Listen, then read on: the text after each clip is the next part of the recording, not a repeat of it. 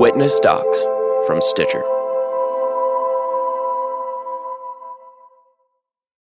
I'm logging in.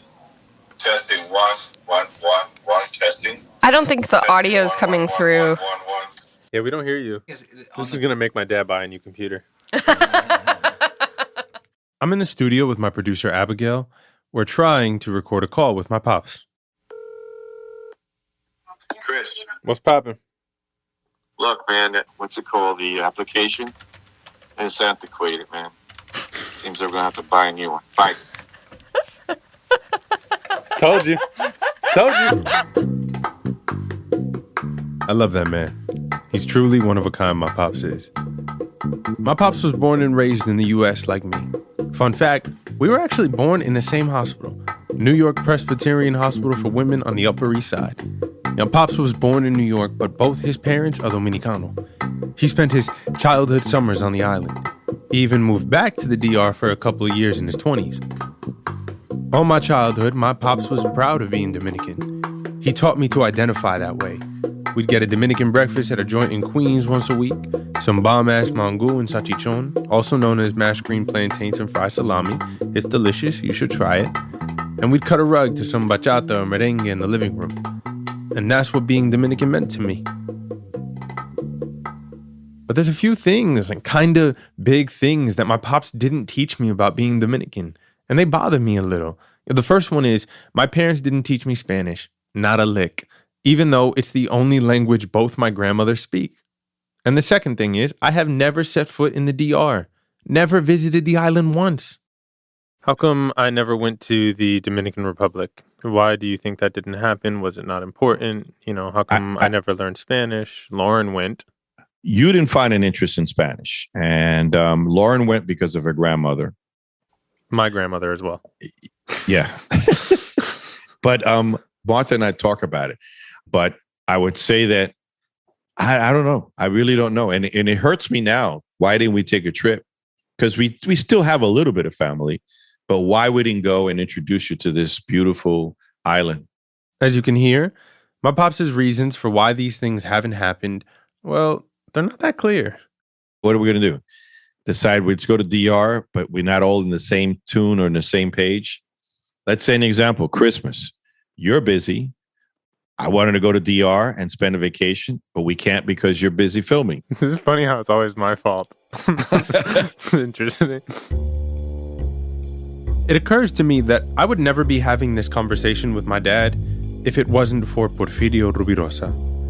My fascination with Ruby's life and Ruby's identity was what led me to start learning more about the Dominican Republic. I could understand Ruby better if I understood where he came from. But where he came from is also where my family came from. I want to know my heritage, our heritage. I want to know what lessons, what warnings, wisdoms, and joys can be found in our people's history.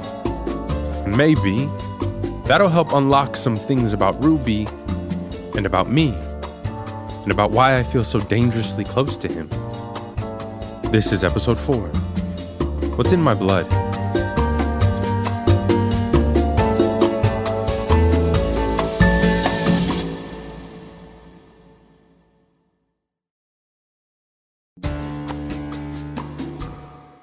Before this podcast, this is the extent of what I knew about the DR. We invented bachata music. I knew the group Aventura, and my pops' favorite, Juan Luis Guerra.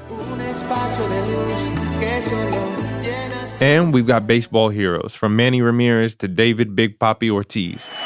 Manny Ramirez with an absolute rocket into the Boston. And who could forget good old Cardi B? Don't get me wrong. I love the baseball and the music, and Cardi is dope, but I know there must be more. What's this island that Ruby waved a flag for his whole life? This island I represent, but have never actually been to. About 10 years ago, I started researching on my own, learning as many details about the history of the island as I could. And now, I'm trying to find out about how my family fits into that history. Pops, tell me about your childhood in the DR. I wasn't raised in the Dominican Republic. I'm a New Yorker, born and raised there. And my mother, every time, most people that come from another country, their goal is to go back to their country. And they work hard And then they spend like 3 weeks there. I mean, it's long ones. So my vacations were spent in Dominican Republic. My grandfather was the guy that I admired so much. He built towns, and when they bought the land, he would do the surveys and cut the lands and do the roads. He had his own construction company. And also, if you look at him in Wikipedia, his name is Juan Alba. And one town that he built was La Caleta. One of my ancestors built a whole town, y'all. I have the same question here as I have about Ruby. Yo, why am I just finding this out? Shouldn't this be a big deal? What else don't I know? I mean, like I said, wow. To me, he was everything. My mom divorced when I was 3. So he was actually, every time you see me in the summer, raised me, and it progressed. Every summer I would have to go to schools there to learn Spanish. And it was most enjoyable times for me. I mean, I would ride horses that he had.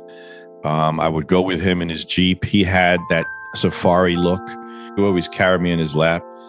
It was just moments I will never forget. Best times. Memories like these are what make me upset that I never got a chance to visit the island. I want to see this place where my dad rode horses, but even my dad hasn't been back to see his family in almost 20 years. I'm going to tell you why. I have really nobody there. Most of my family came for the American dream, and I don't think it is a dream when you come here and you're just trying to make ends meet and even try to get your citizenship. The United States is very hard. People come here and they have a dream. It might be better for those who are very poor. My family wasn't poor. They just didn't do anything. They were just living off dad's money. And when they were kids, they were spoiled. So they came here thinking that they would get the American dream. And the American dream is just work your ass off. Before this podcast, I hadn't heard the detail about how my great-grandfather Juan Alba built a dang town. But this stuff here, I've heard this before. Basically, my pops' mother and her siblings, the children of Juan Alba, were a huge disappointment. They squandered the family's fortune. They let the businesses die. And like any narrator in a good telenovela, Juan Alba himself predicted the downfall. I mean, one thing he did say as I got older, that his children, 3 girls and 2 boys, will destroy this dynasty and you'll see what's going to happen. Exactly what he said. All the guys took advantage of his wealth. You know, it just started to fall slowly and dissipated.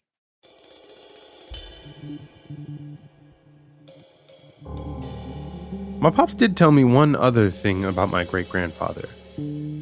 Turns out, Juan Alba was a cousin-in-law to Rafael Trujillo. I know my grandfather was really associated with him. Trujillo, as in that guy I mentioned in an earlier episode, El Presidente of the DR, known as one of the bloodiest dictators in history. The guy who was also Ruby's father-in-law. Trujillo was married to Maria de los Angeles Martinez Alva. She was his 3rd and final wife, and she was my great-grandfather's cousin. Trujillo, what did you know about him as a kid? He was a dictator, killed people. Was really a bad person from what I've heard. I think there's a cousin of his that was involved with the politics. I'm not 100% sure because I heard of an Alba who used to be his sicario, so I'm not sure if he's the guy.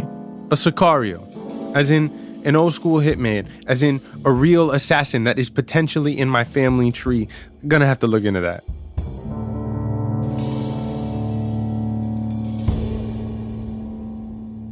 So it never got mentioned the Maria de los Angeles Martinez Alva was married to Trujillo, who's your grandfather's cousin? Nope. It wasn't mentioned at all. And you don't really want to bring that up. And I heard there was a point that if they knew you were involved with, it's the same thing as Hitler. If you were part of Hitler, they would come and kill you. So I heard the same thing was that if you were involved with Trujillo, there were people that would actually go look for you and freaking chop your head off and hurt you because of all the crimes that were done through this guy. The DR is a small island. I mean, it's kind of a joke that everybody is related. Like, you know, you always running into your cousins. But hearing that we are related to Trujillo, even just by marriage, well, then all of a sudden the joke's not so funny anymore. The truth is, I have photos of my father with Trujillo. My grandfather was really involved with Trujillo. And I would say that I don't think he was in a dictatorship. I think he was more of, if you're not part of this group, you wouldn't get what you need to get. So you had to be smart. Okay, so my family was close enough to be protected by Trujillo, maybe get some business opportunities, but they weren't close enough to him to be blamed for anything bad he did. This feels like a bit of magical thinking on my pops' part. But I can't really blame him. And once I started looking into the history of the DR, it is obvious that Trujillo is a subject you cannot avoid, but also a subject no one really wants to talk about. It feels like that's some essential part of being Dominican. For Ruby, for my dad, doing this dance around Trujillo. But at this point, I'm tired of dancing around the truth. I'm tired of sugarcoating it. I'm tired of wondering why I don't know more about the history of where I come from. I'm ready to know it all, starting with Trujillo. Trujillo? All Dominicans, they want to be Trujillo. This is Milagros Ricord, professor of Latin American history at Lehman College in New York. We met her in a previous episode. She agrees that the DR has a weird relationship with Trujillo. He is simultaneously a stain on the country's legacy, but also he's idolized for his masculinity. Trujillo still is in the mind of many, many Dominicans because it's the idea of Trujillo, dominating everybody, controlling everybody, having all the women I want, having all the money I want to have, killing here and there, killing my enemies. That's fascinating. That idea of control, domination, tigueraje. Tigre, you heard Milagros say, if you don't already know what a tigre is, it's a special brand of Dominican machismo.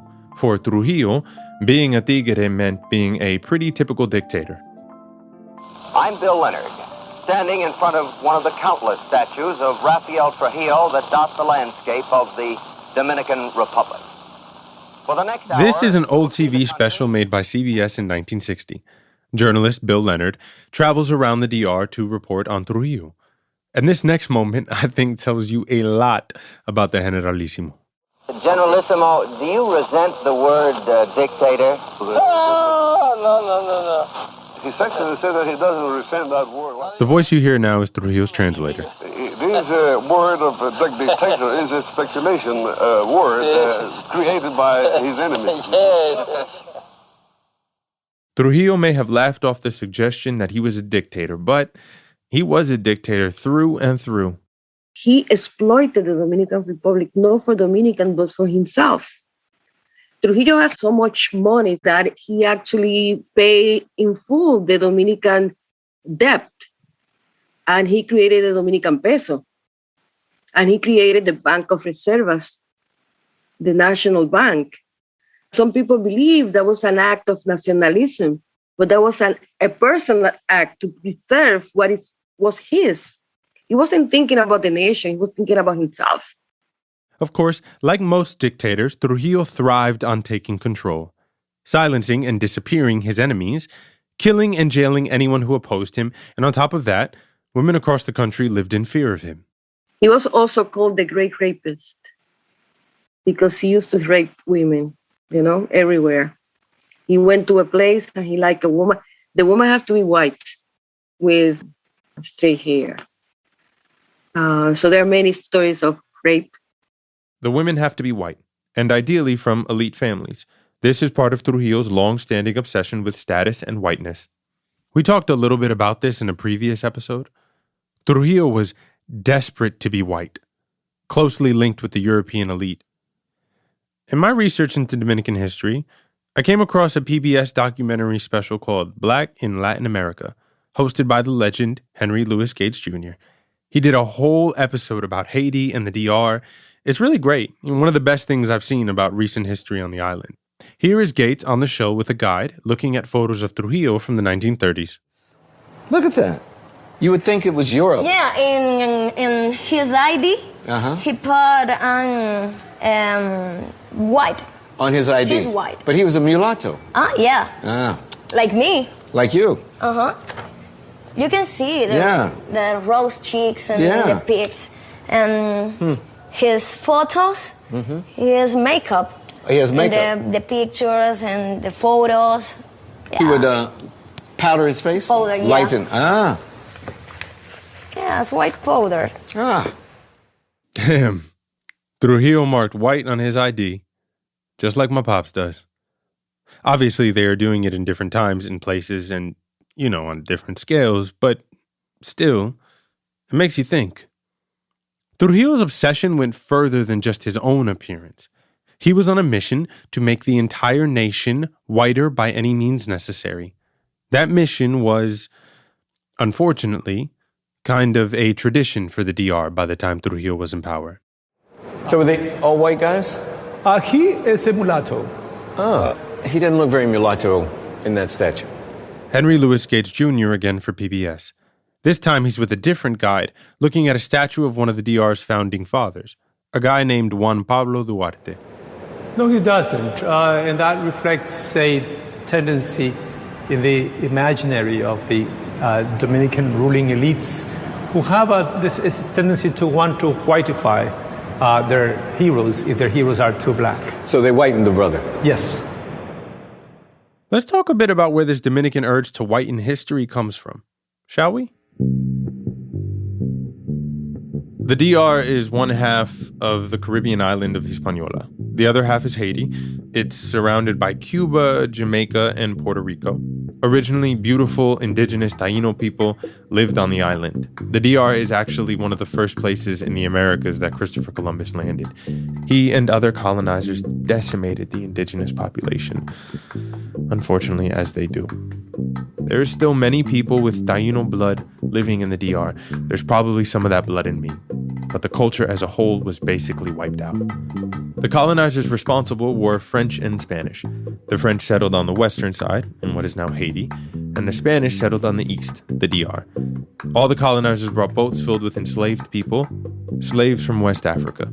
Hispaniola was the first place that black people, African people, touched down in the Americas. The French and Spanish put them to work farming sugarcane. Slavery on the island started in the 1500s and it lasted for nearly 300 years. Then, this is where it gets cool. After years of rebellion, the enslaved people on the French side of the island actually won their independence in 1804. Haiti was the first free black country of the Americas. In 1821, inspired by Haiti, the black people on the Spanish side of the island were like, we should do this too. So they rebelled as well.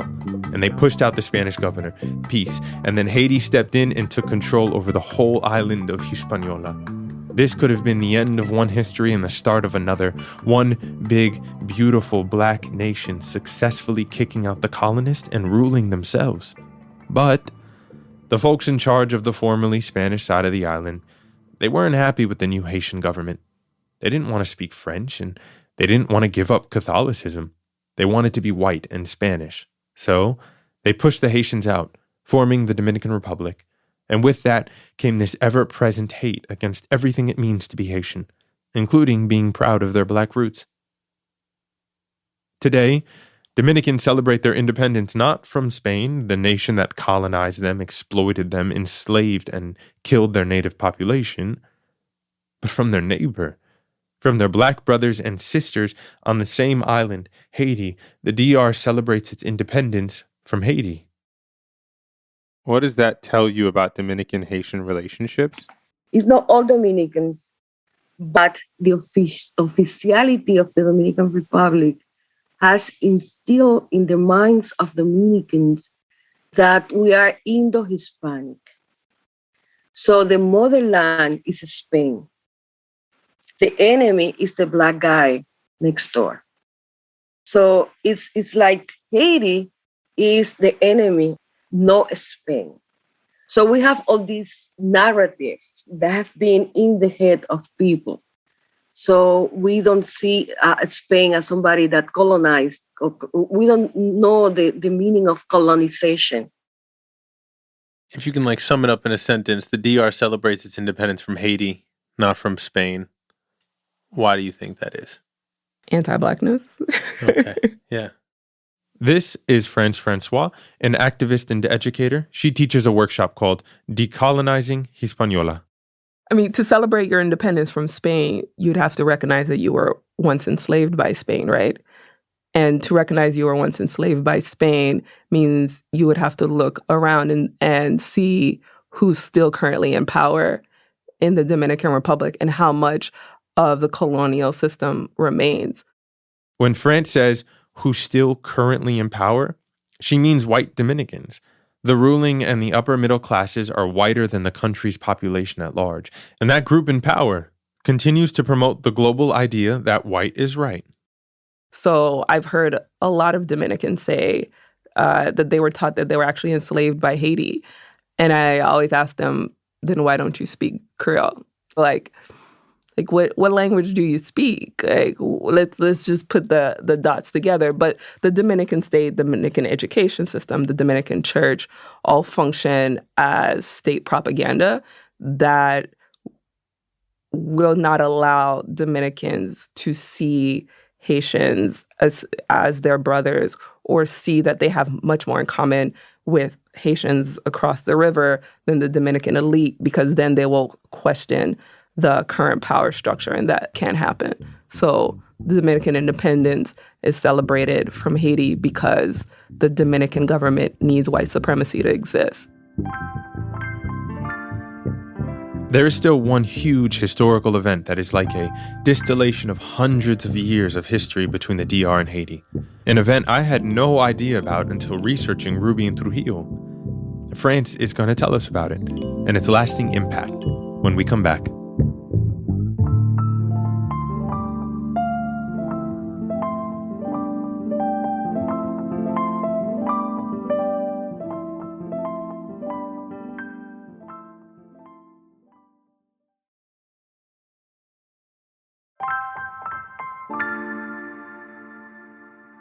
When Trujillo took power in the early 1930s, the DR and Haiti had a much different relationship than they would after he was gone.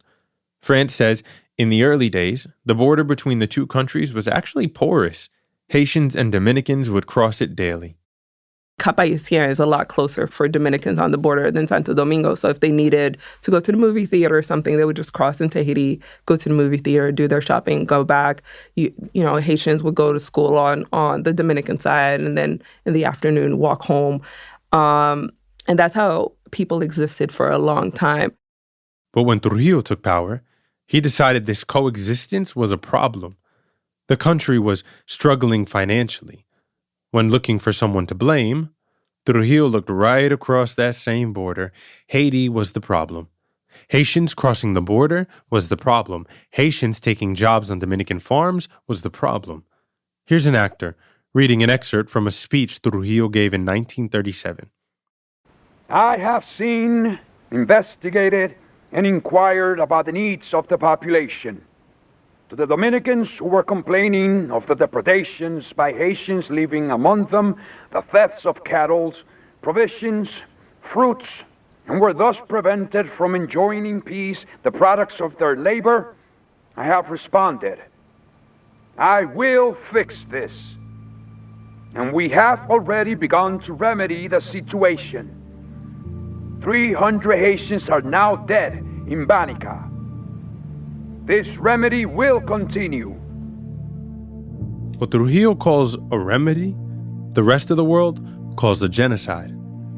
In English, it's called the Parsley Massacre. In Spanish, El Corte. And in Creole is Cutcuto. It was a 1-week period in 1937 in which the Dominican military, with the support of just average Dominicans, massacred anyone perceived to be Haitian. Over the course of 7 days, Dominican soldiers at Trujillo's order carried out a widespread massacre. Using machetes and knives, they killed anyone, man, woman, child, that they suspected was a Haitian. C'est comme ça. We saw an Asian man pass by, and he yelled out to my uncle, "Go across to Haiti right now because they are killing people in the village. This is Francisco Pierre, a Haitian man, being translated by a voice actor. When he was just 10 years old, Francisco witnessed this genocide firsthand. He was interviewed by a reporter named Marlon Bishop for an episode of Latino USA called A Border Drawn in Blood. We went further up to here, and sure enough, the village was boiling with noise. They were killing every last Haitian in the village. So we grabbed the donkey, filled our gunny sacks, and tied it to him. I had a little gourd filled with rice and put it around my shoulder, and we were off. When he gave this interview in 2017, Francisco Pierre was 90 years old. But what he saw, he says he'll never forget. We ran and ran and ran and ran. When we arrived far, we started to cheer, and they yelled from afar to keep going, because if we let other Dominicans find us, we'd be in trouble. We went down and approached a body of water, which was the border between Haiti and the Dominican Republic. When we arrived, we saw a bunch of dead bodies. There were a bunch of Haitians on the Haitian side yelling, "Come, come, the guards are coming, and if they catch you, they will kill you." But we stood there immobile. Before we knew it, the Haitians crossed over and grabbed our donkeys and grabbed our hold of our hands and pulled us across. No sooner than we made it across, the Dominicans that were killing people showed up.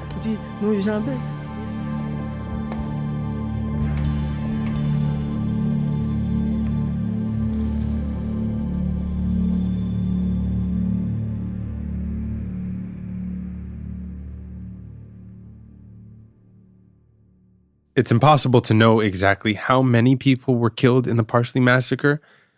The official figure reported at the time was around 12,000 people. But France said the real number might be closer to 30,000. The bodies were burned or thrown into the river, so a lot of the remains weren't ever found.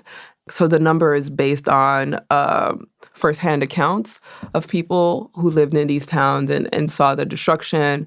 But I would also say that because the number is hard to pin down, it's been a way that the Dominican state and Dominican nationalists have tried to deny that it actually happened. But there's no denying it happened. There's no denying that this was a genocide. Do you know why it was called the Parsley Massacre?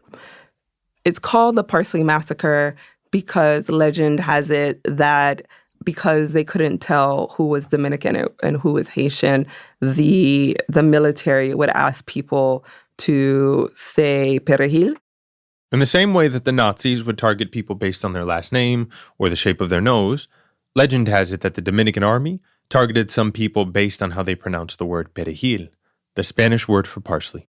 Because Haitians, in Creole, we use a guttural R, and Latinos roll their R. So depending on how someone would pronounce that word, they'd be able to tell if someone was, traditionally a French or Creole speaker or traditionally a Spanish speaker. The reason why they supposedly use this test? Because for all the talk of the DR being this white Hispanic nation, Dominicans are often just as dark-skinned as their Haitian neighbors. It is pretty tricky to tell who's who based on appearances alone. That's what they say. Some historians say that that's not true, but that's the legend that survived on both sides of the island. The Parsley Massacre. El Corte. Cutcuto. This massacre is a fact, but it's one that very few Dominicans learn much about. My dad said he'd never heard about it growing up. I didn't either. In the same way Dominicans distanced themselves from talking about Trujillo, they distanced themselves from talking about the massacre. And France says the people of Haiti don't like to talk about the massacre either, at least not directly. My mom is from a town that's fairly close to the border, And in her family, and a lot of families, people taught their children to roll their R's because of the fear that the Dominicans would come again one day. Before, she could go out to market or do anything on her own, her mom wanted to make sure that she could roll her R's. And it wasn't until she was much older that she recognized why that was. The Parsley Massacre was one of the most brutal events in world history. Trujillo was eventually forced to pay reparations to the Haitians, what amounted to a pathetic $30 per Haitian citizen. But he never really apologized. And all of this is made somehow more sad, disturbing, fucked up when you learn about Trujillo's own roots. Trujillo himself had Haitian family. His maternal grandma was of Haitian descent. He is also a descendant of a member of the Haitian elite, the Chevalier family, who still lives in southern Haiti today. At the end of the day, Trujillo wants to maintain his position of power, and he knows, just like the current president of the Dominican Republic knows, and every president since then, that the best way to violate the rights of people in the DR is to tell them that there's a Haitian threat, to use the Haitian threat to consolidate your power.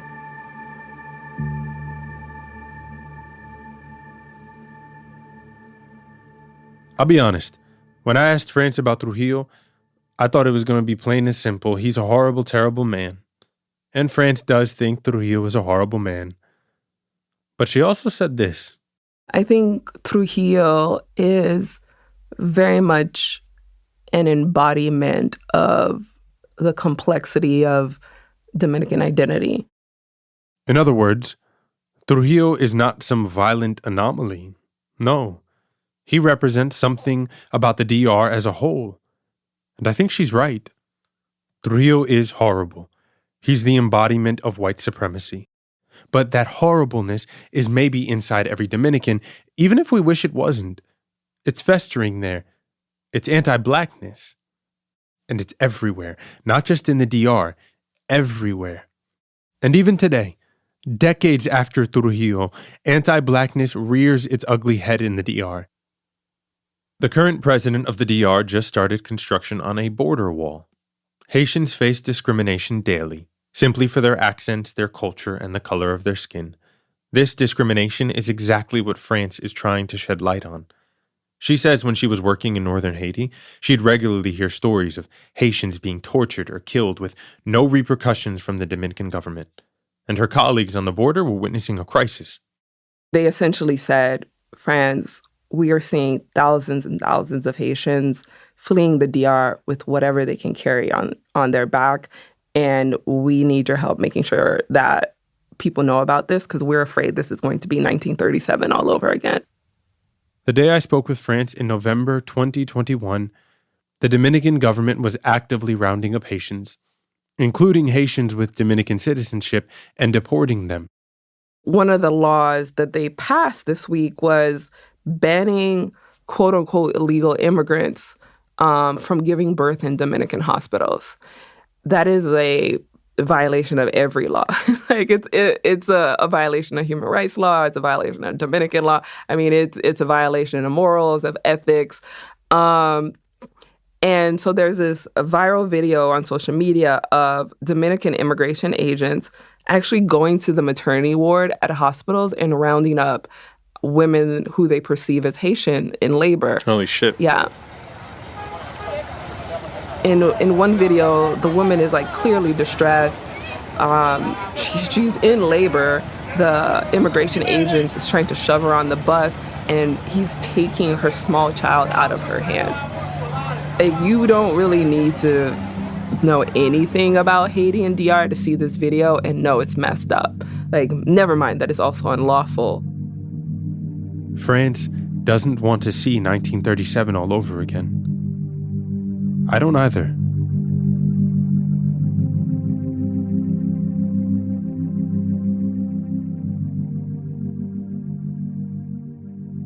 Okay, So as I'm discovering all this history and figuring out what is in my blood, I come back to you, Ruby, the reason I started looking for this history in the first place. And now that I know more about the Trujillo era and El Corte, I have one big question for you, Ruby. Where the hell were you? Whose side were you on? Why didn't you say anything? Here's what I know. In 1937, you were married to Flor de Oro, Trujillo's eldest daughter. You're living in Paris, where you're serving as a diplomat. And Flor spends her time waiting for you to come home, but you are partying with the elite, driving fast cars, wearing fancy clothes, and of course, meeting women, white European women. It's here, in 1937, that you learn about Trujillo's massacre of the Haitians. 25 years later, you write in your memoir that you didn't know racism existed in the DR. You say you're shocked. When I learned of the massacre, I was sickened beyond belief. But I was helpless to exact any change at home. What a great burden of guilt men have. We gather our arms around it, while at the same time we go on as if nothing were happening. What other choice did I have? It is easier to look the other way when you are removed from the reality by thousands of miles of ocean and the frivolity of the atmosphere in Paris. All right, Ruby. So maybe you feel guilty about all this 25 years after the fact, but in 1937, you didn't say shit. Not a damn thing. There's not a single account of you confronting Trujillo, not even once, or condemning the massacre in the press. Why did you keep quiet? Because you were scared of the consequences of disagreeing with Trujillo? Scared you'd lose your job, your money, your freedom to parade around your way of life? Maybe scared you'd actually lose your life. It's like my pop said about my great-grandfather in Trujillo. If you're not a part of this group, you wouldn't get what you needed to get, so you had to be smart. At the end of the day, keeping quiet and being smart feels cowardly to me. That is the opposite of what a hero would do, the opposite of what my hero would do. But I don't know. Maybe you weren't a hero. Maybe you were just a person trying to survive a messed up situation, and that's why you kept your mouth shut. But what about us, today? Why isn't this history something we talk about? Why do you think this never came up in conversation? Why didn't you teach me any of this history? I don't know. I started to live the American dream. There was no interest. I'm American, man. Born and raised. To me, Dominican Republic was where my family was from. And my mother was always here working, and all she did was go every summer and for vacations. Chris, let me ask you a question. What gives you this urge to know more about this culture? Is it because of what's happening with society now? Is it that you want to know your Latin culture and you want to know where basically we come from and where your roots are? Is that your interest? Or is it that it bothers you that you're not being as much recognized, or the Latin culture is not being as much recognized in the United States of America? I mean, yeah, sure. I think yes, all of the above. Right? D, all of the above. It's that it's not recognized, but it's more about the fact that I don't know. And I think it's important to know where we come from. I think it's great to embrace where we are and to be present, but I think it's really important to know what else are we carrying in our bloodline, in our history. I think family matters. You talk about it all the time, and no offense, but our family is not the four of us. It's not, you, Mom, and Lauren. There's so much more to us, and there's knowing them and having relationships with these things, I think, deep in our lives. So that's why I care.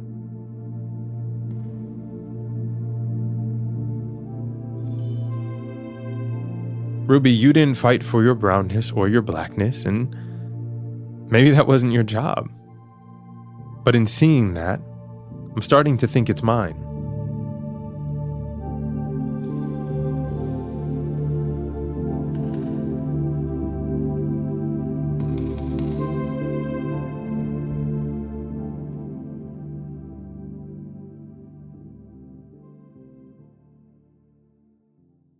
Next time, we're going to take a look at the shadow whiteness has cast in the place I live and work now, Hollywood. Think of the guy we're talking about. Think everything that he does, boxes, shoots, rides horses, races cars. It's like, he's an action hero. Why haven't we gotten a Ruby movie? We'll talk about it.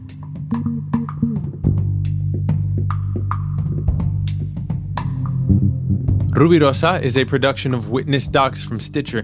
It's created by me, your boy, Christopher Rivas. I am also an executive producer. Abigail Keel is our senior producer. She's magical. Kevin Tidmarsh is our producer. Our story editor is John Delore, a genius. Our technical director is Casey Holford. Camille Stanley is the executive producer of Witness Docs. Readings of Ruby's memoir were beautifully performed by Victor Almanzar.